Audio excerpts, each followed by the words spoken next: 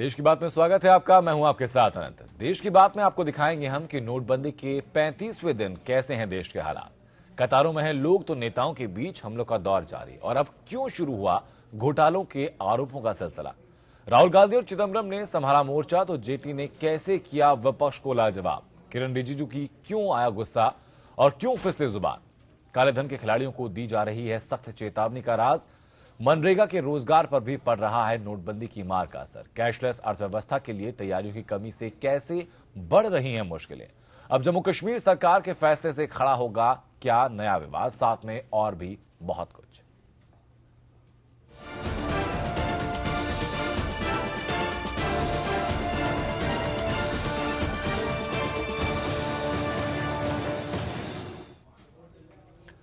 नोटबंदी का असर अब रोजमर्रा के जीवन पर दिखने लगा है। छोटी छोटी जरूरतों के लिए लोगों को हाथ फैलाने पड़ रहे हैं। नोटबंदी के चलते जहां पैसों को लेकर दिक्कत हो रही है तो वहीं व्यापार और छोटे छोटे उद्योगों पर भी इसका प्रभाव दिखने लगा है। नोटबंदी के 1 महीने से ज्यादा हो जाने के बाद भी स्थिति जस की तस बनी हुई है। नोटबंदी के 35वें दिन भी लोग पैसों के लिए लाइन में लगे हैं। 3 दिन की छुट्टी के बाद बैंक खुलने के कारण भारी भीड़ उमड़ी है। एटीएम के बाहर भी लोग कतारों में नजर आए। हालांकि नोट बैंक के इतने दिन बाद भी हालात में कोई खास बदलाव नहीं आया है। लोग अब भी पैसों के लिए इधर से उधर बैंकों और एटीएम की दौड़ लगा रहे हैं। बावजूद इसके ज्यादातर लोग खाली हाथ हैं। 7:45 के लगभग आया था तो यहाँ पे लाइन बहुत ज्यादा थी। अभी थोड़ा थोड़ा कम कर रहा है। एटीएम में दोनों मशीन काम नहीं कर रहा है। दिक्कत तो भाई बंद हो रहा तभी से है, आज को नहीं थोड़ा है। दिक्कत तो शुरू से ही है। 8:30 बजे से लगे हुए हैं लाइन में और दिक्कतें तो आप देख रहे हैं। दिक्कतें हमको थोड़ी ना, दिक्कत तो पूरे देश को हो रही है। नोटबंदी से उबरने के लिए सरकार तमाम कोशिशें कर रही है। खुद वित्त मंत्री सामने आकर स्थिति के जल्द सामान्य होने की बात कर रहे हैं, लेकिन जमीनी हकीकत सियासी बयानों से मेल खाती नजर नहीं आ रही है। लोग अपने ही पैसों के लिए धक्के खाने को मजबूर हैं, लेकिन उनकी सुनने वाला कोई नहीं है। दिक्कतें यही हो रही जी कि ढंग से पैसा नहीं दे रहे और अंदर तो अपने आदमी को खूब पैसा मिल रहा है। और भीड़ देख रहे हो, लंबी लंबी लाइन लगी है। 5,000 पैसा मिल रहा है। मोदी का आदेश है 24,000 का, मिल रहा 5,000। जनता क्या करेगी। नोटबंदी का असर अब धीरे धीरे दिखने लगा है। तमाम दिक्कतें भी अब सामने आने लगी हैं। समय के साथ अपने पैसों के लिए लाइन में लगी जनता इस बात की बाट जोड़ रही है कि नोटबंदी पर सरकार की नरमी आखिरकार कब खत्म होगी। कब सरकार को यह महसूस होगा कि उसके जिस फैसले के साथ जनता खड़ी है, अब वही फैसला उसे तकलीफें देने लगा है। Bureau report, APN. नोटबंदी के बाद से जहां देश लाइनों में लगा है तो वहीं सियासी दल इसे लेकर जमकर राजनीति कर रहे हैं। बीजेपी जहां नोटबंदी के फैसले को गरीबों के हित में लिया गया बड़ा कदम बता रही है, इसे आर्थिक सुधारों से जोड़ रही है, तो वही विपक्ष इस मुद्दे पर सरकार की पोल खोलने का दावा कर रहा है। विपक्ष का कहना यह है कि सरकार ने इस फैसले से देश को बड़ा धक्का दिया है। पूर्व वित्त मंत्री पी चिदंबरम और मोदी सरकार में वित्त मंत्री अरुण जेटली एक दूसरे के खिलाफ मोर्चा खोलते नजर आए। नोटबंदी को 1 महीने से ज्यादा का वक्त बीत चुका है और इसे लेकर सरकार और विपक्ष में घमासान भी तेज होता जा रहा है। देश के पूर्व वित्त मंत्री और अर्थशास्त्री पी चिदंबरम ने केंद्र सरकार पर बड़ा हमला बोलते हुए कहा है कि नोटबंदी मोदी सरकार का सबसे बड़ा घोटाला है। उन्होंने आरोप लगाया कि अपने इस फैसले से सरकार ने देश के गरीबों को मुश्किल में डाल दिया है। चिदंबरम ने कहा कि नोटबंदी खत्म होने में अभी वक्त है और बैंकों के पास ज्यादातर पैसा वापस आ गया है, इसलिए काले धन की लड़ाई अब कैशलेस इकोनॉमी में बदल गई है। This is the worst attack on the poor of this country. If the entire 15 lakh crore comes back to the banking system, what have you done this for? There is a Hindi proverb, sorry for my pronunciation, Koda Pahad Nikli Chuhiya. नोटबंदी को मूर्खतापूर्ण और बिना सोचे समझे उठाया गया कदम करार देते हुए चिदंबरम ने कहा कि आखिर क्या वजह है कि देश को कैशलेस इकोनॉमी बनाने की कवायद की जा रही है। जेटली ने कहा कि यूपीए सरकार का 10 साल घोटालों से भरा है, इसलिए नोटबंदी पर उनकी बौखलाहट समझी जा सकती है। वित्त मंत्री ने कहा कि यूपीए की सरकार ने 10 सालों में भ्रष्टाचार या काले धन के खिलाफ कोई कदम क्यों नहीं उठाया। For 10 years continuously from 2004 to 2014. It did not take a single step either against corruption or against black money. नोटबंदी को लेकर सत्ता पक्ष और विपक्ष में सियासी संग्राम जारी है। सरकार जहां नोटबंदी को आर्थिक सुधारों की दिशा में ऐतिहासिक कदम बताकर इसकी तारीफ करते नहीं थक रही है, तो वहीं विपक्ष इसे गरीब विरोधी बताकर सरकार पर हमला कर रहा है। इन सबके बीच देश की जनता पैसों के लिए लाइन में खड़ी रहकर ये सोचने में व्यस्त है कि इस फैसले से क्या खोया और क्या पाया। Bureau report, APN। मोदी सरकार के नोटबंदी के फैसले पर कांग्रेस उपाध्यक्ष राहुल गांधी ने एक बार फिर निशाना साधा। राहुल गांधी ने नोटबंदी के फैसले को गरीब विरोधी बताया। उन्होंने कहा कि पीएम मोदी ने पूंजीपतियों को मदद पहुंचाने के मकसद से इसे लागू किया, क्योंकि इन पूंजीपतियों ने ही उन्हें सत्ता की कुर्सी तक पहुंचाने में मदद की है। नोटबंदी पर कांग्रेस ने मोदी सरकार पर पूरी तरह से हल्ला बोल दिया है। संसद से लेकर सड़क तक कांग्रेस ने नोट बैन पर सरकार को घेरने की रणनीति तैयार की है। दादरी के अनाज मंडी पहुंचे कांग्रेस उपाध्यक्ष राहुल गांधी ने कहा कि सरकार कैशलेस सोसाइटी की बात कह रही है, जबकि सच ये है कि नोटबंदी के फैसले से लोग कैशलेस हो गए हैं। राहुल गांधी ने कहा कि उनके पास नोटबंदी को लेकर सरकार की पोल खोलने की तमाम बातें हैं, लेकिन उन्हें संसद में बोलने नहीं दिया जा रहा। प्रधानमंत्री जानते हैं कि अगर हमें पार्लियामेंट हाउस में, विपक्ष को पार्लियामेंट हाउस में डाउन करना भैया, तो उसका वो जवाब नहीं देते। मेरे पास सब जानकारी है इसके पीछे क्या था, तो किस प्रकार से किया गया, और बिल्कुल सही कह रहे हैं चिदम्बरम जी कि इससे बड़ा स्कैम हिंदुस्तान की हिस्ट्री में नहीं हुआ। कांग्रेस उपाध्यक्ष ने प्रधानमंत्री नरेंद्र मोदी पर हमला बोलते हुए कहा कि पीएम पर पूंजीपतियों की मदद का दबाव है, क्योंकि पूंजीपतियों ने ही उन्हें यहां तक पहुंचाया है। 8 लाख करोड़ रुपया हिंदुस्तान के 5, 10, 15, 20 सबसे बड़े उद्योगपतियों ने हिंदुस्तान के बैंकों से ले रखा है, वो उसको वापस नहीं दे रहे हैं। नरेंद्र मोदी जी उन उद्योगपतियों से 8 लाख करोड़ रुपए नहीं निकाल सकते हैं, क्योंकि उन्हीं उद्योगपतियों ने मोदी जी की मार्केटिंग की है, मोदी जी को वहां बैठाया है कुर्सी पे। तो बैंक को चालू करने के लिए मोदी जी ने आपके जेब में से पैसा निकाला है। देखिए, कांग्रेस के लोग और राहुल गांधी पूरी तरह एक दुष्प्रचार में लगे हैं कि डिमोनेटाइजेशन पूरी तरह से फ्लॉप स्कीम बता रहे हैं, लेकिन उनको मालूम है कि देश की जनता इसे सफल स्कीम बता रही है और इसमें सहयोग कर रही है। राहुल गांधी ने मोदी सरकार को गरीब विरोधी बताया। उन्होंने कहा कि पीएम मोदी ने ईमानदार लोगों को लाइन में खड़ा कर दिया। 8 नवंबर के ऐलान के साथ ही उन्होंने गरीबों के खिलाफ जंग छेड़ दी। Bureau report, APN। वहीं छापों के दौरान लगातार करोड़ों रुपए के नए नोट बरामद होने और बैंकों और ATM में कतार कम ना होने की वजह से सरकार की साख को गहरा धक्का लगा है। लिहाजा प्रधानमंत्री मोदी ऐसे लोगों को अपने भाषण में चेतावनी दे रहे हैं और उनकी सरकार कड़ी कार्रवाई के लिए कदम उठा रही है। अब रिजर्व बैंक ने भी सरकारी और निजी बैंकों को नोट बदलने और पैसा जमा करने में एहतियात रखने की हिदायत दी है।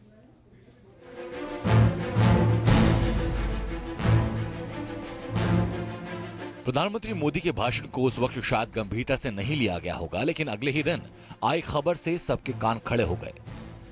सूत्रों के मुताबिक देश की खुफिया एजेंसी की मदद से बैंकों की 400 से ज्यादा शाखाओं का स्टिंग ऑपरेशन कराया गया। यही नहीं, पीएम ने एजेंसीज को इस वीडियो फुटेज को सार्वजनिक करने का भी आदेश दिया है। इस खबर के बाद रिजर्व बैंक ने भी सभी बैंकों से 8 नवंबर से लेकर 30 दिसंबर तक के सभी सीसीटीवी फुटेज को संभाल कर रखने का निर्देश दिया है। साथ ही इस बात की ताकीद की कि नोट बदलने से लेकर नोट जमा करने तक में सावधानी रखी जाए।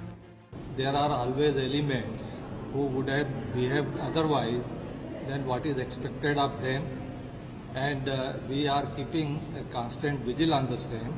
So in all such cases, due action has been initiated, the investigations are being undertaken, and wherever needed, the proper action would be taken. Reserve bank और सरकार रोज सख्त से सख्त लहजे में हिदायत दे रहे हैं। बावजूद इसके खतरों के खिलाड़ी काले धन से खेलने से बाज नहीं आ रहे। काले धन वाले कतारों में अपना वक्त बर्बाद करने के बजाय जुगाड़ टेक्नोलॉजी का इस्तेमाल कर रहे हैं। जिस बड़ी तादाद में नए नोटों में काला धन पकड़ा जा रहा है, उससे जाहिर है कि पुराने काले धन को नए गुलाबी काले धन में बदलने का खेल कितने बड़े पैमाने पर चल रहा है। पकड़े तो नौसिखिए जा रहे हैं। वैसे भी रिजर्व बैंक ने आंकड़े जारी कर बताया कि 10 दिसंबर तक पुराने नोटों में 12,44,000 करोड़ रुपए जमा हो चुके हैं। 2 हफ्ते के भीतर पूरे 14.5 लाख करोड़ रुपए या इससे ज्यादा रकम के वापस आने का अंदेशा है, जबकि सरकार को कम से कम 6 लाख करोड़ रुपए वापस न आने का भरोसा था और उसे कालाधन बताकर ढिंढोरा पीटने की तैयारी थी। इसलिए बार बार चेतावनियां जारी की जा रही हैं ताकि सरकार कुछ रकम को कालाधन साबित करने में कामयाब हो जाए। लेकिन वापस आई रकम से जाहिर है कि छोटे छोटे उस्तादों ने उस्तादों के उस्ताद को चूना लगा दिया है। बाद में कानूनी कार्रवाई होती भी है, तब तक के खिलाड़ियों के खिलाड़ी भारी भरकम रकम कमा लेंगे। इन्हें भरोसा है कि कालाधन कमाने में पकड़े गए हैं तो कालाधन देकर छूट भी जाएंगे। तो वहीं आम आदमी कतार में लगने के लिए ही पैदा हुआ है और कतार में ही मारा जा रहा है। अंशुमन त्रिपाठी, एपीएन। इस वक्त हमारे साथ लखनऊ स्टूडियो में मौजूद हैं वरिष्ठ पत्रकार रविंद्र सिंह। रविंद्र जी, बहुत स्वागत है आपका। सर, 35 दिन तकरीबन हो चुके हैं नोटबंदी लागू हुए, डिमोनेटाइजेशन लागू हुए। जो मौजूदा स्थितियां दिख रही हैं, जिस तरीके से कैश बैंकों में पहुंच रहा है, बैंकों की जो बदहाली सामने आ रही है, आगामी तस्वीर क्या दिखती है? क्या हम कैशलेस इकोनॉमी की तरफ बढ़ रहे हैं या फिर लेस कैश इकोनॉमी सामने आने वाली है? आनंद जी, जैसा कि मैंने पहले ही कहा, पहले भी मैं कह चुका हूं इसी चैनल पर जी कि कैशलेस व्यवस्था बनाने के लिए अभी हमको पूरा इंफ्रास्ट्रक्चर तैयार करना पड़ेगा, जो हमारे यहाँ नहीं है। लेकिन उससे पहले जो बात कही गई थी कि 50 दिन में हालात सुधर जाएंगे, जी। आज 35-36 दिन हो गए हैं जी। जस के तस हाल बने हुए हैं। लोगों को की लाइनों में कमी नहीं आ रही है और हर आम आदमी, चाहे वो गरीब हो चाहे मध्यम श्रेणी का हो, हर आदमी परेशान है। और मैं उदाहरण के तौर पर बताऊं, मैं खुद कल लखनऊ के 7 एटीएम, बड़े बड़े बैंकों के एटीएम्स में गया और मुझे पैसा नहीं मिला। तो ये स्थिति है लोगों की कि लोग सुबह से लेकर शाम तक और शाम से लेकर आधी रात तक लाइनों में लगे रहते हैं और उन्हें पैसा नहीं मिल रहा है। हाँ। बैंकों में 2000 रुपए के नोट के अलावा, नए नोट के अलावा उनके पास 100 रुपए का, 50 रुपए का और बाकी छोटे जो नोट हैं वो बिल्कुल खत्म हो गए हैं। तो समस्या ये है कि जो बैंक भी जाता है 2000 का नोट निकालता है और उसको भुनाने के लिए, उसको तोड़ाने के लिए, सामान खरीदने में उसको बहुत दिक्कतों का सामना करना पड़ता है। तो हालात 35 दिन बीत जाने के बाद ज्यों के त्यों बने हुए हैं। ठीक है सर, 50 दिन का इंतजार भी खैर वक्त अगर सरकार को दिया है तो 50 दिन का इंतजार भी हम लोग करेंगे। लेकिन डिमोनेटाइजेशन के और फ्यूचर इम्पैक्ट की बात करते हैं तो सबसे बड़ा इम्पैक्ट इसका जीडीपी के ऊपर होता नजर आता है, जिसकी ग्रोथ रेट काफी कम नजर आ रही है, कम कहा भी गया है आरबीआई की तरफ से। तो क्या जो गैप आएगा जीडीपी में, इसको आने वाले वक्त में, आने वाले कुछ सालों में भी हम लोग कवर अप कर पाएंगे? देखिए, ये चीज तो जो हमारे अर्थशास्त्री हैं वो अच्छी तरीके से बता पाएंगे, लेकिन जहां तक मैं समझ पा रहा हूं, ये इससे पूरी मंदी की स्थिति आ गई है और हमारी अर्थव्यवस्था पर इसका विपरीत प्रभाव पड़ रहा है। जी। आने वाले दिनों में इसको दूर करने में बहुत लंबा समय लगेगा और बहुत, क्योंकि सारे, कोई भी व्यापार हो, कोई भी उद्योग हो, सब के सब उद्योग चौपट हो गए हैं। जी। और यही नहीं है, अब स्थिति ये हो गई है कि पड़ोस के देश नेपाल में, जहां हमारा पैसा इस्तेमाल करके जो पर्यटक जाते थे, सामान खरीदते थे, वहां नए और पुराने नोट लेने से वहां के व्यापारियों ने बंद कर दिया है। उनकी दुकानदारी ठप हो गई है। भारत में तो पूरी दुकानदारी ठप है ही है। लोगों का सामान बिक नहीं रहा है, दुकानों पर लोग आ नहीं रहे हैं, दिन दिन भर बैठे रहते हैं लोग। तो समस्या यह है कि इस तरीके से लोगों के सामने रोजी रोटी की समस्या आ गई है। जी, ठीक है सर। इकोनॉमिक इम्पैक्ट को अगर एक तरफ रखा जाए तो सोशियो इकोनॉमिक इम्पैक्ट जो अगर हम देखते हैं सोसाइटी के ऊपर इकोनॉमिक तौर पर जो इम्पैक्ट आएगा, वो इम्पैक्ट कितना गहरा होगा और उससे फिर पार पाने में कितना वक्त हम लोगों को लगेगा? देखिए, इस पूरी अर्थव्यवस्था में जो गिरावट आई है इस नोटबंदी के बाद से, इसको उठने में एक लंबा अरसा लगेगा। हो सकता है कि 2-4 साल लग जाए, 2 साल लग जाए, 3 साल लग जाए। जी। क्योंकि जिस तरीके से ग्रोथ घटी है और उद्योगों पर मंदी की मार पड़ी है, तो इससे उनको उभरने में लंबा समय लगेगा। आप रियल एस्टेट को देख लीजिए, सारी जगह निर्माण कार्य ठप हो गए हैं, मजदूर घर बैठ गया है। तो इस तरीके से जो चीजें हुई हैं, उसका असर एक लंबे समय तक हमारी अर्थव्यवस्था पर रहेगा। इससे हम कैसे ऊपर पाएंगे, इसके बारे में तो अर्थशास्त्री ठीक से ही बता पाएंगे। लेकिन सबसे दुर्भाग्यपूर्ण स्थिति ये है जी सर, डिमोनेटाइजेशन के बाद जो लोगों की एक राय जो सामने आ रही है, उसका एक डायमेंशन ये भी सामने आ रहा है कि भाई आगामी चुनाव को देखते हुए और अपनी साख बेहतर करने के मकसद से भी शायद बीजेपी की तरफ से, केंद्र सरकार की तरफ से कोशिश रही हो। 35 दिन आपको गुजर चुके हैं और बहुत निकट भविष्य में ये समस्या सुलझती दिखाई दे भी नहीं रही, तो 2017 के जो चुनाव होंगे उसकी तस्वीर पर कितना फर्क पड़ेगा इस चीज का?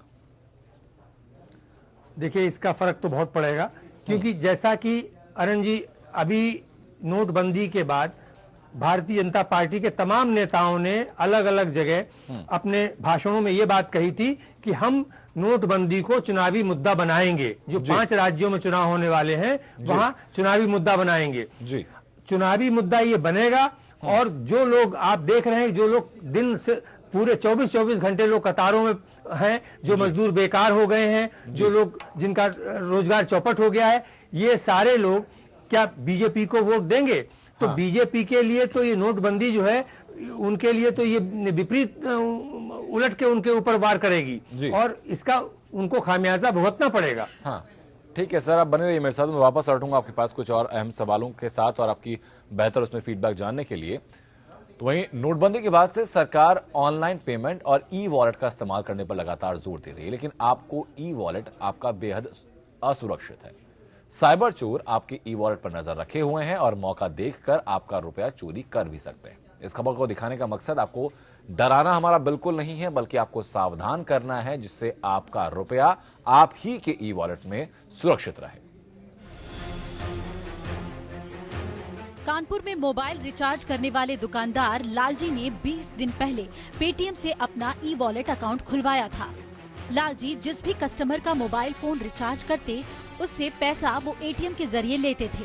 11 दिसंबर को सुबह लालजी के एटीएम वॉलेट में मोबाइल रिचार्ज का 8,286 रुपया था, लेकिन जब शाम को बैलेंस चेक किया तो वो 0 दिखने लगा। लालजी का कहना है कि पेटीएम कंपनी ने अपने 2 कर्मचारियों को इस संदर्भ में जांच के लिए भेजा था, लेकिन 2 दिन बाद भी मामले का हल नहीं निकल पाया है। 11 तारीख को हमारा सुबह 200 रुपए ट्रांसफर होने के बाद 8286 रुपए मेरे अकाउंट में था पेटीएम के वॉलेट में, और शाम को हम देख रहे हैं तो 0 बैलेंस हो गया। एक जिन्होंने हमें कस्टमर बनाया था, उनको बुलाया तो उन्होंने अपना 8 रुपए ट्रांसफर किया तो 8 के 8 रुपए ही दिखा रहा, और 2 दिन हो गए उस पर न कोई सुनने वाला न कोई बताने वाला कि क्या हो गया, कहाँ हो गया, यहाँ तो नींद नहीं आ रही। पेटीएम ई वॉलेट से चोरी की इस घटना से साइबर क्राइम एक्सपर्ट भी अचंभे में हैं। साइबर क्राइम एक्सपर्ट की हिदायत है कि स्वैपिंग मशीन में अपना कार्ड दुकानदार को देने के बजाय खुद इस्तेमाल करें। खुद लोग अपने हाथ में एक रिंग पहने हुए होते हैं, जो असल में रिंग न होकर मैग्नेटिक डिवाइस होती है और कार्ड हाथ में आते ही उसका पूरा डेटा कैप्चर कर लेती है। आप स्वाइप अपने हाथ से स्वयं करें, दूसरे को अपना कार्ड ना दें। ये भी विगत में देखा गया है कि उसकी शर्ट के नीचे या कोट के नीचे मैग्नेटिक स्ट्रिप लगी होती है, वो कुछ नहीं होता, डाटा रीडर होता है। वो आपके कार्ड को ऐसे पकड़ते हैं, वो डाटा रीड कर लेते हैं। उससे बचने के लिए आवश्यक है आपको स्वयं स्वाइप करना होगा। साइबर क्राइम एक्सपर्ट का मानना है कि जैसे जैसे देश कैशलेस ट्रांजैक्शन की ओर बढ़ेगा, वैसे वैसे इस तरह की घटनाओं में वृद्धि आएगी। एक्सपर्ट का सुझाव है कि अपना पासवर्ड या पिन नंबर किसी को भी ना दें।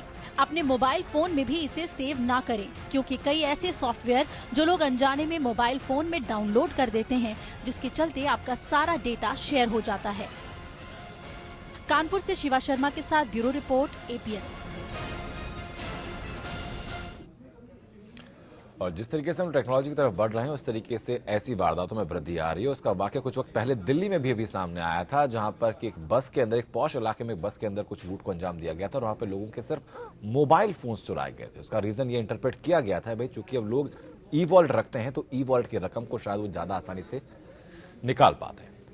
बढ़ते हैं एक और अहम खबर की ओर। 2.5 साल में पहली बार मोदी सरकार के किसी मंत्री पर भ्रष्टाचार का आरोप लगा है। मामला अरुणाचल में एक हाइड्रोलिक प्रोजेक्ट में हुए 450 करोड़ रुपए के कथित घोटाले से जुड़ा है।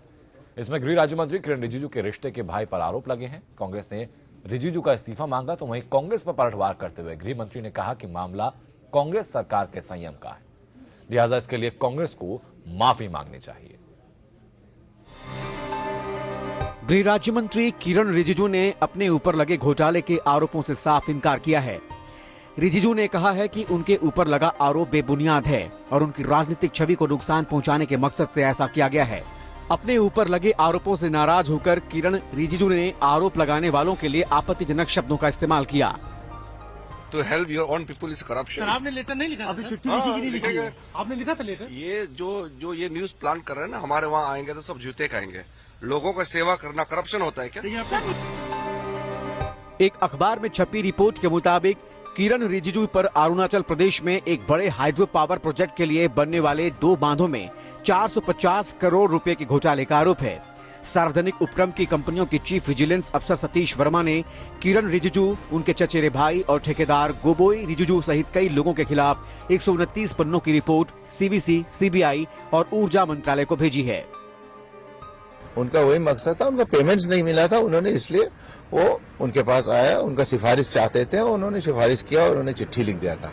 तो इसमें उसमें कोई मैं गलती नहीं देखता हूँ, लेकिन एक गलती यही है कि अगर ऐसा कुछ नुकसान हुआ है हमारा कंपनी को या हमारा प्रोजेक्ट को, कि इन्वेस्टिगेशन होना चाहिए। अगर वो नुकसान हुआ है, सरकार को नुकसान हुआ है, तो कहाँ नुकसान हुआ है, किस प्रकार नुकसान हुआ है, उसका जांच होना चाहिए। ये मुद्दा जो है, पता नहीं किसी ने बदमाशी करके प्लान किया होगा, हम लोग उसको देखेंगे किसने प्लान किया होगा, लेकिन वो कोई विषय नहीं है। किसी ने बदमाशी जरूर किया होगा, उसको हम लोग सीरियसली लेते नहीं है। आपने लेटर लिखा था सर? लेटर तो हमारे लोगों को कष्ट होगा तो हम तो लिखेंगे ना। हमारे लोगों को अगर पेमेंट नहीं मिल रहा है तो मुझे तो कहना ही है। अपनी सफाई में रिजिजू ने कहा कि उन्होंने एक स्थानीय ठेकेदार की अर्जी पर ऊर्जा मंत्रालय को खत लिखा था, लेकिन उन्हें किसी तरह के घोटाले की जानकारी नहीं है। अगर कोई घोटाला हुआ है तो उसकी गहराई से जांच होनी चाहिए। Bureau report, APN. Arunachal Pradesh के एक हाइडल प्रोजेक्ट में भ्रष्टाचार के आरोपों में कथित तौर पर केंद्रीय गृह राज्य मंत्री किरण रिजिजू का नाम सामने आने के बाद कांग्रेस ने उनके खिलाफ सबूत होने का दावा किया। कांग्रेस ने रिजिजू के इस्तीफे की मांग की है। कांग्रेस नेता रणदीप सिंह सुरजेवाला ने एक ऑडियो टेप जारी किया है। पार्टी का दावा है कि इस ऑडियो टेप में north eastern electrical power corporation की सेंट्रल विजिलेंस ऑफिसर रहे सतीश वर्मा और रिजिजू के कथित चचेरे भाई गोबोई रिजिजू के बीच की बातचीत है। गृह राज्य मंत्री हैं, उनके भाई हैं गोबोई रिजिजू। वो किरण रिजिजू जी के कहने से इस कॉन्ट्रैक्ट की पेमेंट्स लेने के लिए और सेंट्रल विजिलेंस ऑफिसर नेपको के से मिलने के लिए गए, इस आग्रह के साथ कि वो न केवल उस अधिकारी की किरण रिजिजू जी को कहकर प्रमोशन करवाएंगे, उसे लाभ दिलवाएंगे, बल्कि उसके साथ साथ पूरी पेमेंट्स मिलनी चाहिए। कांग्रेस वाला को अभी माफी मांगना चाहिए। जो स्कैम है, जो कॉन्ट्रैक्ट काम दिए हैं और जो पेमेंट हुए हैं, वो सारे कांग्रेस के समय के हैं। तो सारा जो कुछ भी हुआ वो तो पहले का है। लेकिन तो एविडेंस दिखा रही है। हाँ, वही तो कह रहा हूँ ना। तो एविडेंस मतलब सारा तो वो पहले का है ना। उधर केंद्रीय राज्य मंत्री किरण रिजिजू ने हाइडल प्रोजेक्ट में लगे करप्शन के आरोपों पर सफाई दी। रिजिजू ने कहा कि उनके खिलाफ झूठी खबरें प्लांट की जा रही हैं। केंद्रीय गृह राज्य मंत्री किरण रिजिजू हमारे साथ हैं। एक सर आरोप लगाया जा रहा है आप पर, वर्मा कमेटी की जो रिपोर्ट आई कि एक कज़न को फेवर करने के लिए आपने एक सिफारसी लेटर लिखा।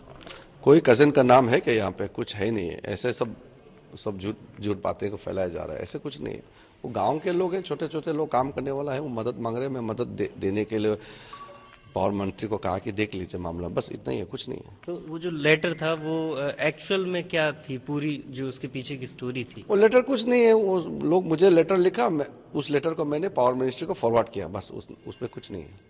सर जो विपक्षी पार्टियां हैं, खासतौर पर आम आदमी पार्टी, वो अब आपके इस्तीफे की भी मांग कर रही है। वो आम आदमी पार्टी को मैं बताऊंगा ना, वो लोगों के लिए सेवा क्या होता है। ये जो हवा में बातचीत करते हैं ना ये लोग, फेसबुक और सोशल मीडिया, ट्विटर में रहते हैं ना, वो गांव में क्या तकलीफ इनको नहीं पता। ये हवा में रहने वाला मैं सीरियसली नहीं लेता हूँ इन लोगों को। सर अगर हवा में भी अगर इस मामले को तूल दिया जा रहा है तो क्या आप समझते हैं कि इसकी जांच हो जाएगी? तूल देने से कोई मामला जो है बन जाता है क्या? हम लोग इसको सीरियसली नहीं लेते। तो ये थे केंद्रीय गृह राज्य मंत्री किरण रिजिजू जो बता रहे थे कि ये कोई मामला ही नहीं है, इसे विपक्ष जबरदस्ती में तूल दे रहा है। कैमरा पर्सन इमैनुअल के साथ अंबुज पांडे, एपीएन न्यूज, दिल्ली। तो इन नेताओं के अब 2-2 सीटों पर चुनाव लड़ने के मंसूबों पर पानी फिरने वाला है, क्योंकि चुनाव आयोग ने सरकार को सिफारिश की है कि उस प्रावधान को खत्म कर दिया जाए जिसमें किसी भी उम्मीदवार के 2 या उससे अधिक सीटों पर चुनाव लड़ने का अधिकार दिया गया है। चुनाव आयोग ने केंद्रीय कानून मंत्रालय को भेजे गए चुनाव सुधार के प्रस्ताव में सिफारिश की है। चुनाव आयोग ने इसके साथ ही और कई सुधारों की सिफारिश की है। 2017 में कई राज्यों में चुनाव हैं। उत्तर प्रदेश, उत्तराखंड, पंजाब, मणिपुर और गोवा में चुनाव को लेकर सियासी पार्टी दमखम दिखा रही हैं।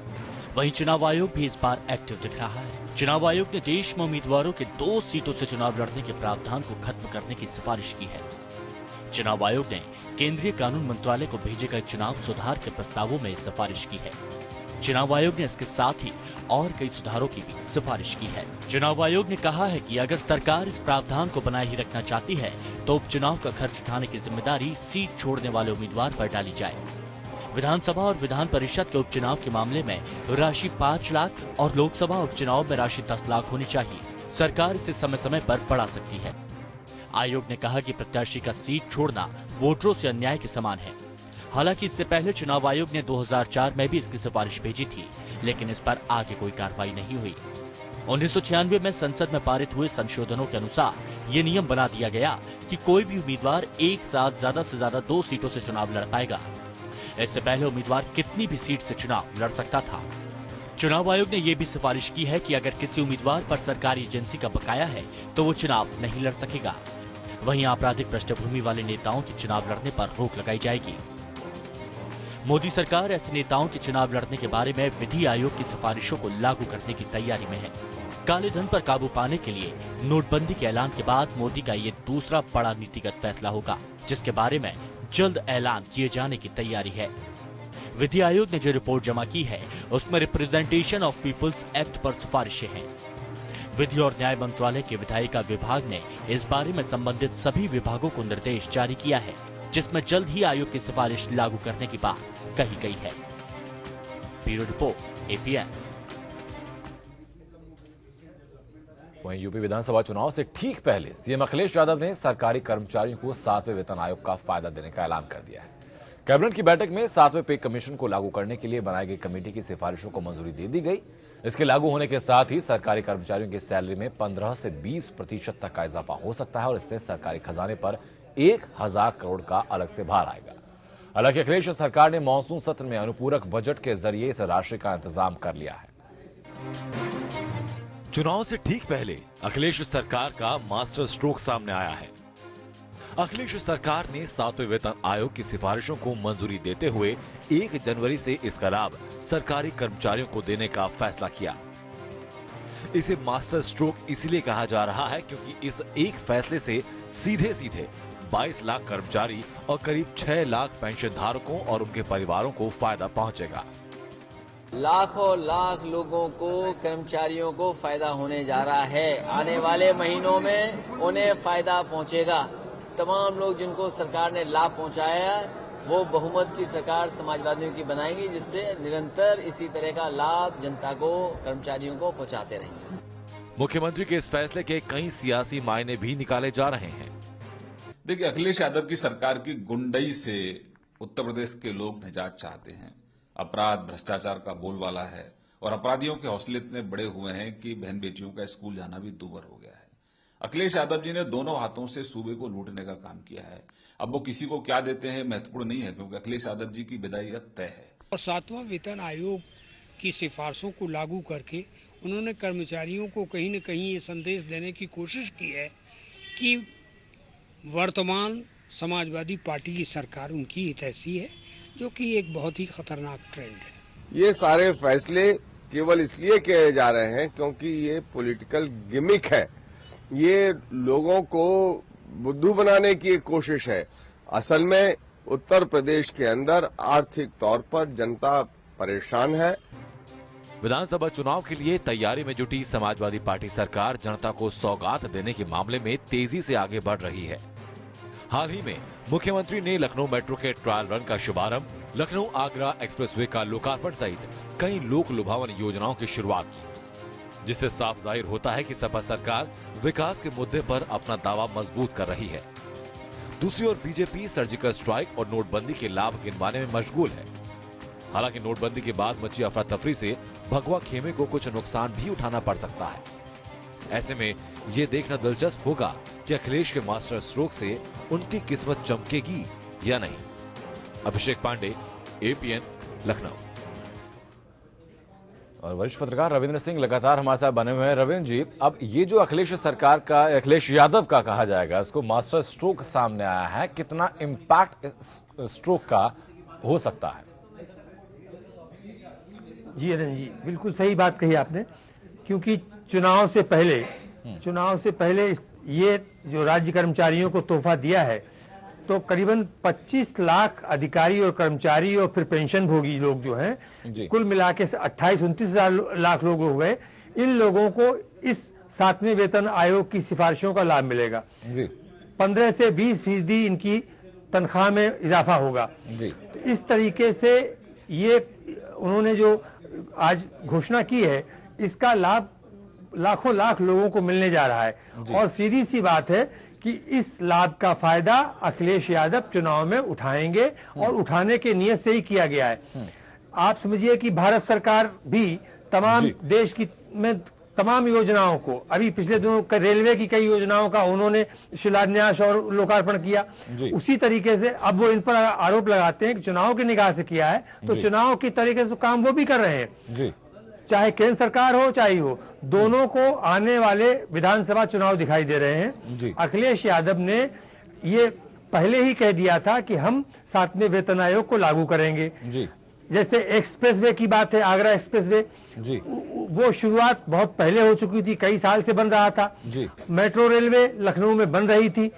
इन चीजों का लोकार्पण करके, इनकी शुरुआत करके वो चुनाव में जाना चाहते हैं विकास के नाम पर, और विकास के नाम पर जाएंगे तो जाहिर सी बात है कि उनको कहीं ना कहीं लाभ मिलेगा, और इसका लाभ अधिक मिलेगा क्योंकि इससे लाखों लाख लोग लाभान्वित होने जा रहे हैं। अगर जो आपने आंकड़ा दिया कि तकरीबन 25 लाख लोग लाभान्वित होंगे, तो यानी टोटल आबादी का तकरीबन 12 से 15% जो तबका है, जो कि वोटर भी है, उस तबके को टारगेट करने की अखिलेश यादव ने कोशिश की है। लेकिन इससे पहले अगर 4 साल का, 4.25 साल का कार्यकाल देखा जाए तो बहुत संतोषजनक वो कार्यकाल नजर नहीं आता।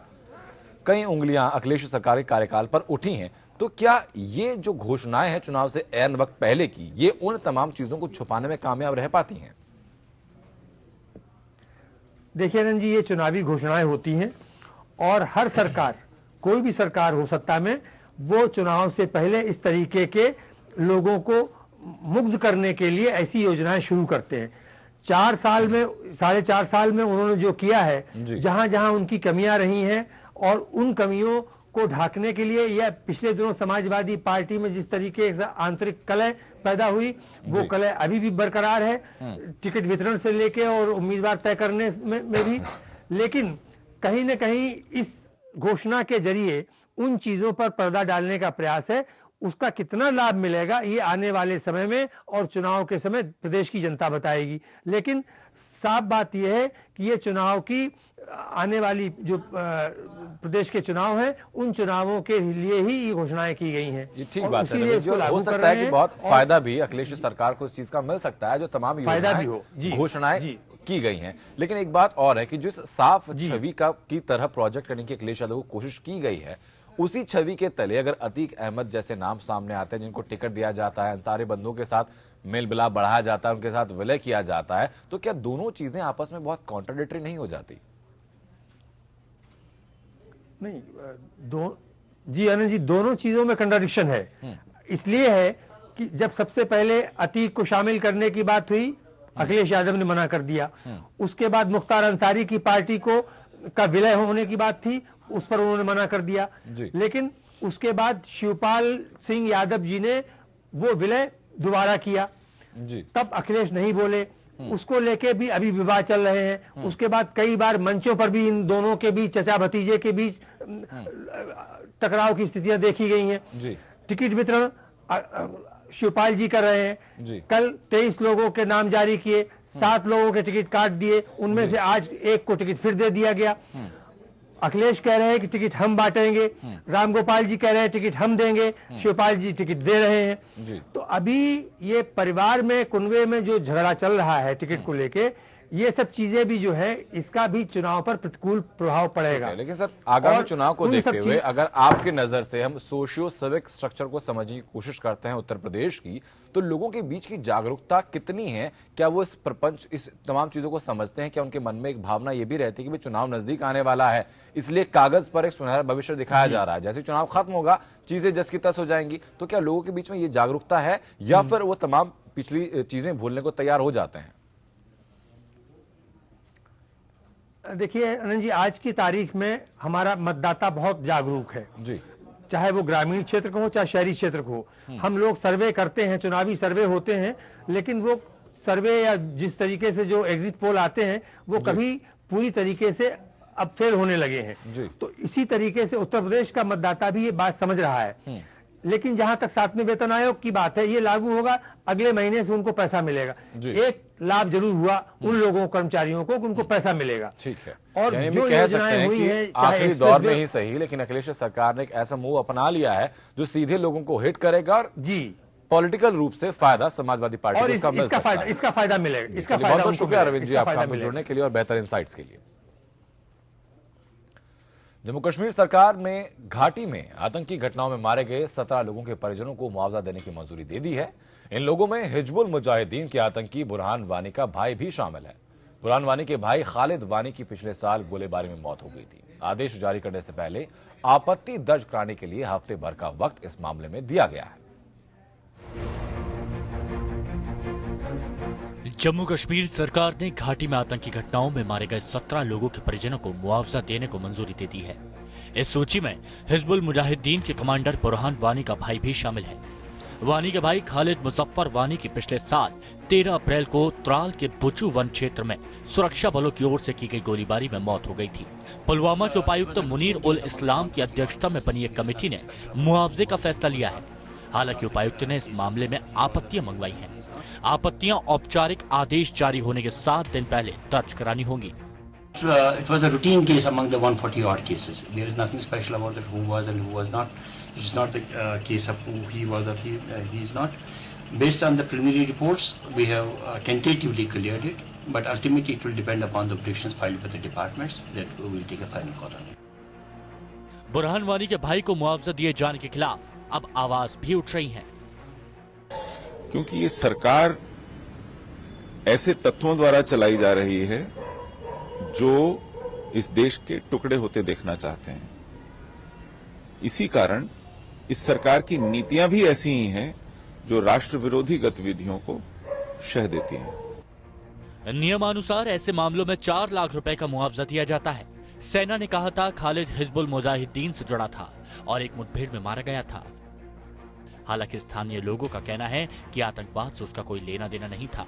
खालिद इंदिरा गांधी राष्ट्रीय मुक्त विश्वविद्यालय से राजनीति विज्ञान में स्नातकोत्तर कर रहा था। आपको बता दें कि इस साल 8 जुलाई को दक्षिण कश्मीर के कोकेर नाग इलाके में सुरक्षा बलों के साथ मुठभेड़ में बुरहान वानी मारा गया था।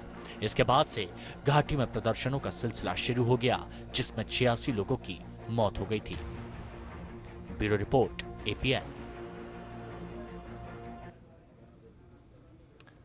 2003 में संसद पर आतंकी हमले को 15 साल बीत गए हैं, लेकिन यह आतंकी हमला हर भारतीय के मन को आज भी कचोटता है। संसद के शीतकालीन सत्र के दौरान 5 आतंकी 13 दिसंबर के दिन एक सफेद एम्बेसडर कार में सवार होकर संसद भवन में घुसे थे और वहां मौजूद लोगों पर अंधाधुंध गोलियां चलानी शुरू की थी। सुरक्षाकर्मियों ने तुरंत आतंकवादियों पर पलटवार किया और सभी 5 आतंकवादियों को मार गिराया। इस हमले में 9 लोग शहीद भी हुए। इस हमले के मास्टरमाइंड अफजल गुरु को फांसी दी जा चुकी है।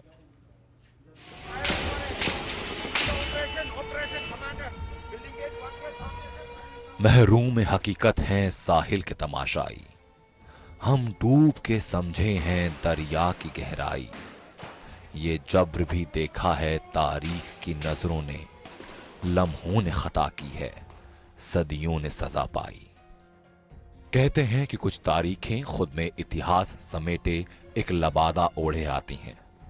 वो लबादा जब हटता है तो लम्हे ठहर जाते हैं और कुछ लम्हे तवारीख की काली परतों में इस कदर जमींदोज हो जाते हैं कि इंसानियत की पुश्तें उन्हें देख सिहर उठती हैं। 13 दिसंबर 2001 का मैं वो लम्हा हूं जिसने लोकतंत्र की सबसे बड़ी इबादतगाह पर पहली गोली जाते देखी।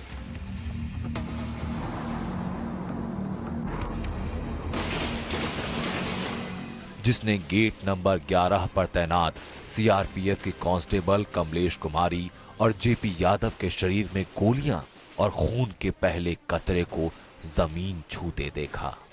15 साल बीत चुके हैं, लेकिन हर लम्हा जिंदा है मेरे सीने में। दिन गुरुवार।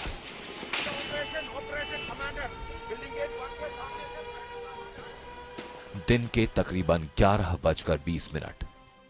ताबूत घोटाले पर मचे बवाल के चलते दोनों सदन मुलतवी हो चुके थे।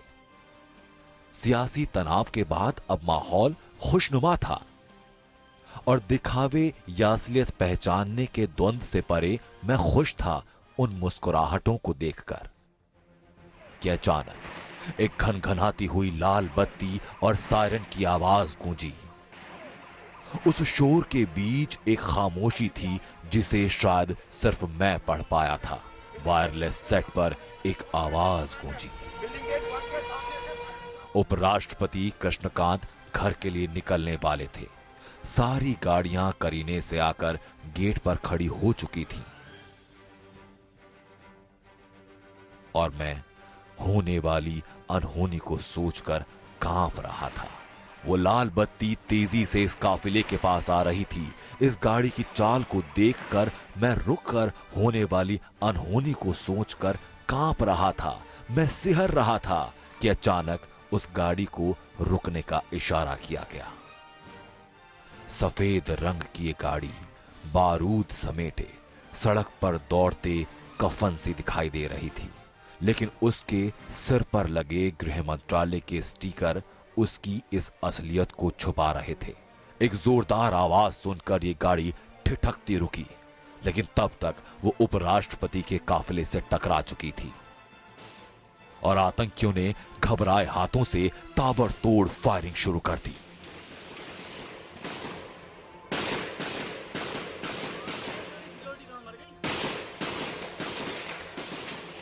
आतंकवादियों की गोलियों का जवाब देते हुए 9 जाबाज शहीद हुए। हर परिवार को उनकी शहादत पर फक्र है, लेकिन उनकी याद में आंखें आज भी रोती हैं। संसद पर हमले को नाकाम करने में 30 मिनट लगे, लेकिन इन 30 मिनटों में जो निशानी हमारे मुल्क को दी वो आज भी मौजूद है।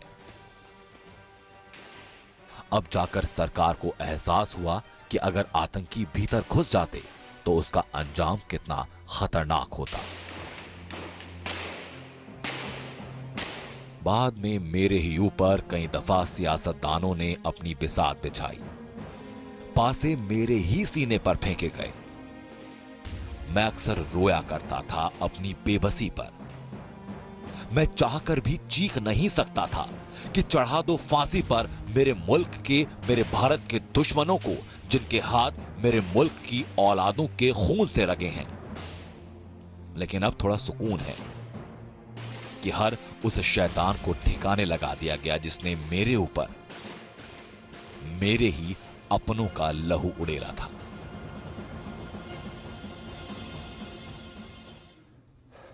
हैदराबाद ब्लास्ट केस में राष्ट्रीय जांच एजेंसी की विशेष अदालत ने यासीन भटका समेत 5 आतंकियों को दोषी करार दिया। 5 दोषी आतंकियों को 19 दिसंबर को सजा सुनाई जाएगी। हैदराबाद के दिलसुख नगर सीरियल ब्लास्ट केस में एनआईए की विशेष अदालत ने सुनवाई करते हुए इंडियन मुजाहिदीन के 5 आतंकियों को दोषी करार दिया। इस मामले में विशेष अदालत 19 दिसंबर को दोषियों की सजा का ऐलान करेगी। 24 अगस्त 2015 को इस मामले में ट्रायल शुरू किया गया था। अदालत में दायर की गई चार्जशीट में कुल 6 आतंकियों का नाम था, जिनमें पाकिस्तानी नागरिक समेत 5 आतंकियों को गिरफ्तार किया गया था। सभी आरोपी इस वक्त हैदराबाद की चेरलापल्ली जेल में बंद हैं। इस मामले में 157 गवाहों के बयान दर्ज किए गए थे। आंध्र प्रदेश की राजधानी हैदराबाद के भीड़ भाड़ वाले इलाके दिलसुख नगर में 21 फरवरी 2013 को हुए 2 भीषण आतंकी बम विस्फोटों में कम से कम 19 लोग मारे गए थे और 130 से ज्यादा घायल हुए थे।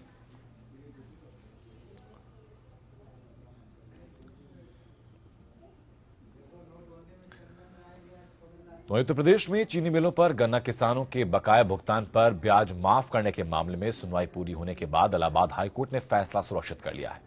राष्ट्रीय किसान मजदूर संगठन की ओर से दाखिल जनहित याचिका पर सुनवाई करते हुए जस्टिस वीके शुक्ला और जस्टिस एमसी त्रिपाठी की खंडपीठ ने फैसला सुरक्षित किया। गौरतलब है कि यूपी सरकार ने किसानों के बकाये पर ब्याज माफ कर दिया है। मामले में हाईकोर्ट की सुनवाई के दौरान राज्य सरकार ने कोर्ट में दलील दी कि जनहित में गन्ना समितियों की सहमति से ही ब्याज माफ किया गया है, जबकि चीनी मिलों ने अत्यधिक कर्ज में डूबे होने की वजह से किसानों के बकाये का भुगतान ब्याज सहित करने में असमर्थता जताई थी। तो वहीं राष्ट्रीय किसान मजदूर संगठन की ओर से दलील दी गई कि किसान भी बैंकों से कर्ज लेकर गन्ने की खेती करते हैं, लेकिन चीनी मिलों द्वारा समय से भुगतान न किए जाने से किसानों पर भी बैंकों का कर्ज बढ़ रहा है। गौरतलब है कि 2012 से लेकर 2014 तक कई चीनी मिलों पर किसानों के बकाये का तकरीबन 1306 करोड़ रुपए का ब्याज राज्य सरकार ने माफ कर दिया है। प्रमुख सचिव के आदेश से की गई ब्याज माफी को ही इलाहाबाद हाईकोर्ट में राष्ट्रीय किसान मजदूर संगठन की ओर से याचिकाकर्ता वीएम सिंह ने चुनौती दी थी।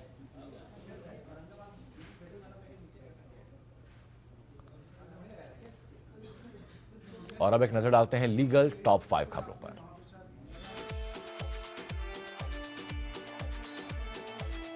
नेशनल ग्रीन ट्रिब्यूनल में उत्तर प्रदेश में petroleum and explosive safety organisation की मंजूरी के बिना एथेनॉल बनाने पर रोक लगाने के मामले पर सुनवाई हुई। एनजीटी ने पर्यावरण मंत्रालय के अधिकारियों को अगली सुनवाई में पेश होने का आदेश दिया है। एनजीटी के चेयरमैन जस्टिस स्वतंत्र कुमार ने पर्यावरण मंत्रालय के काउंसिल से कहा कि हम जानते हैं कि पर्यावरण मंत्रालय के अधिकारी ठीक से काम नहीं कर रहे हैं। सभी अधिकारी उद्योगों का निरीक्षण कर रिपोर्ट दें। मामले की अगली सुनवाई अब 21 दिसंबर को होगी। यूपी में तकनीकी शिक्षा विभाग में कंप्यूटर प्रवक्ता पद हुई नियुक्ति को इलाहाबाद हाईकोर्ट में चुनौती दी गई है। इसकी परीक्षा यूपी लोक सेवा आयोग ने ली थी। मंगलवार को याचिकाकर्ता राधेश कुमार की याचिका पर सुनवाई करते हुए हाईकोर्ट ने यूपी लोक सेवा आयोग से बहाली की पूरी प्रक्रियाओं की जानकारी मांगी है। मामले की अगली सुनवाई 19 दिसंबर को होगी। इलाहाबाद हाईकोर्ट और केंद्रीय प्रशासनिक अधिकरण में नॉर्थ सेंट्रल रेलवे की ओर से वकीलों के पैनल गठित करने को चुनौती देने वाली याचिका पर आज इलाहाबाद हाईकोर्ट में सुनवाई हुई। मामले की सुनवाई करते हुए हाईकोर्ट ने नॉर्थ सेंट्रल रेलवे के लीगल एडवाइजर की व्यक्तिगत हलफनामा मांगा है। मामले की अगली सुनवाई 16 दिसंबर को होगी। इलाहाबाद हाईकोर्ट की लखनऊ बेंच ने सीएम अखिलेश के कैबिनेट मंत्री राजा भैया को नोटिस जारी किया है। लखनऊ बेंच ने विनोद मिश्रा की याचिका पर नोटिस जारी किया। साथ ही कोर्ट ने विनोद मिश्रा की गिरफ्तारी पर भी रोक लगाई है। मनोज तिवारी और विनोद मिश्रा ने खाद्यान्न घोटाले पर जनहित याचिका दायर की थी। बेंच ने राजा भैया से 25 जनवरी तक जवाब मांगा है।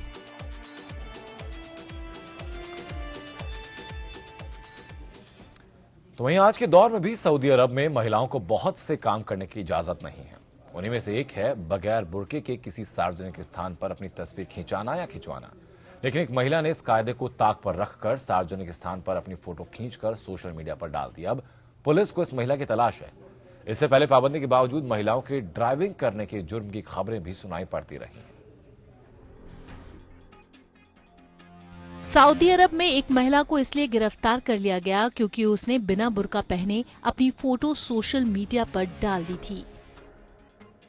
सऊदी अरब पुलिस ने इस महिला का नाम बताने से मना कर दिया। हालांकि सोशल मीडिया और कई वेबसाइट्स पर इसका नाम मलाक अल शहरी बताया जा रहा है। पुलिस के मुताबिक आरोपी महिला ने कुछ दिन पहले अपनी एक फोटो ट्विटर पर शेयर की थी।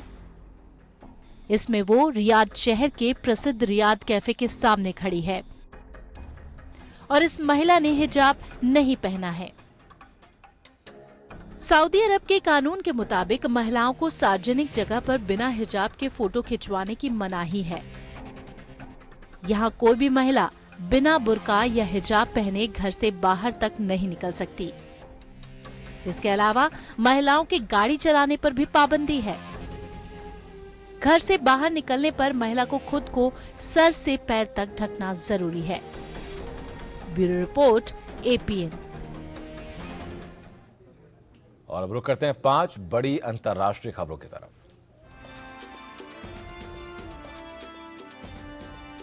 अमेरिका के नवनिर्वाचित राष्ट्रपति डोनाल्ड ट्रंप ने देश के विदेश मंत्री के तौर पर एक्सॉन मोबिल के CEO रेक्स टिलरसन को चुना है।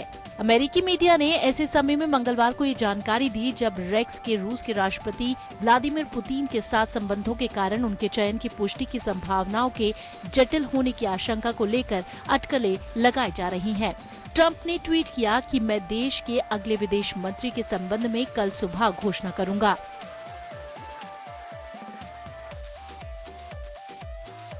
नवनियुक्त महासचिव एंटोनियो गुतेरस ने सोमवार को संयुक्त राष्ट्र महासचिव पद की शपथ ली। एंटोनियो गुतेरस 1 जनवरी से पद को संभालेंगे। वो मौजूदा महासचिव बान की मून की जगह लेंगे। बान की मून का कार्यकाल 31 दिसंबर को पूरा होगा। गुतेरस संयुक्त राष्ट्र के 9वें महासचिव बने हैं।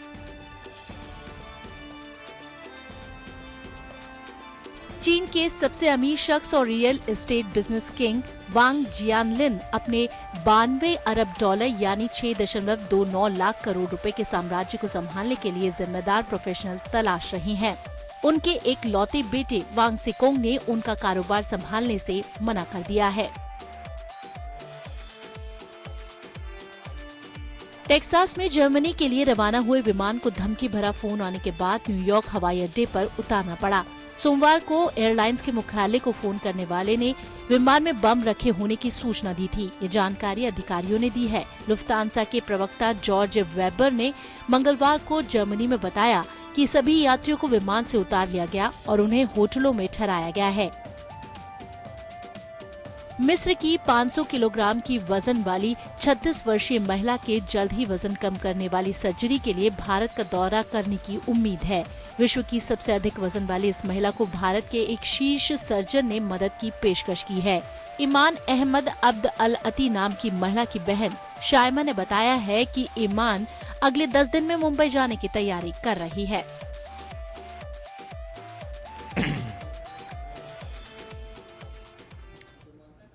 और देश की बात के आखिरी पड़ाव में अब बात करेंगे देश और दुनिया के इतिहास की।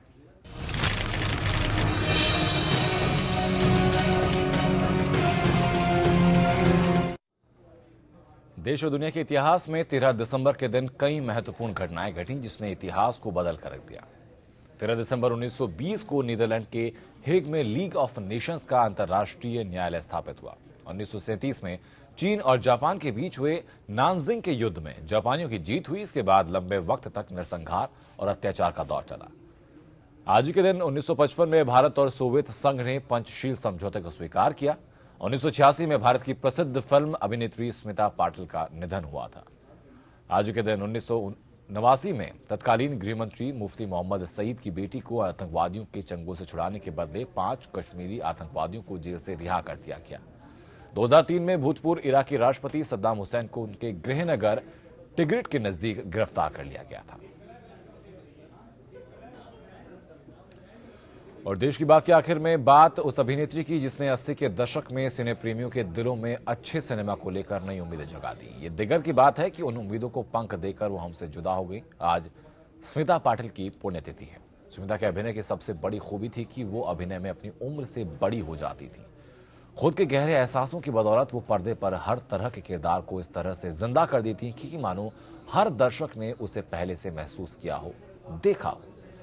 स्मिता पाटिल कभी कभार किरदारों को जीने में अपनी अनुभव सीमाओं के भी पार चली जाती थी। शायद यही वजह रही कि वो बहुत तेजी के साथ कला फिल्मों के साथ वो विशुद्ध रूप से व्यावसायिक फिल्मों की बड़ी अदाकारा बन गई। इस मामले में वो अपनी समकालीन भारतीय अभिनेत्रियों से कहीं ज्यादा बड़ी थी। आज चलते चलते हम फिल्मी पर्दे पर उनसे कुछ यादगार पलों के साथ आपको छोड़ जाते हैं।